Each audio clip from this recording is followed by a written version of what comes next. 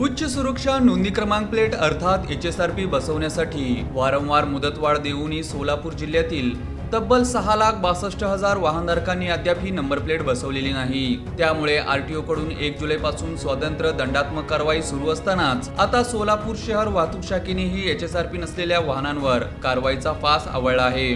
सोलापूर शहरातील विविध मार्गांवर बसवलेल्या 331 CCTV कॅमेऱ्यात HSRP विना वाहन आढळल्यास संबंधित वाहनधारकाला थेट 1,000 रुपयाचा दंड केला जाणार आहे। 1 एप्रिल 2019 पूर्वी नोंदणी झालेल्या वाहनांवर HSRP बसवण्याची अंतिम मुदत 30 जून 2026 रोजी संपली। त्यामुळे 1 जुलै पासून मोटार वाहन कायद्यानुसार प्रादेशिक परिवहन विभागाकडून HSRP नसलेल्या वाहनांवर कारवाई सुरू करण्यात आली आहे। 2 दिवसांपूर्वी परिवहन आयुक्तांनी आढावा बैठक घेऊन कारवाई अधिक प्रभावी करण्याच्या सूचना दिल्या आहेत। दरम्यान शहर वाहतूक शाखेकडून सोलापूर शहरात वाहतूक नियम भंगाविरोधात नियमित कारवाई केली जात आहे।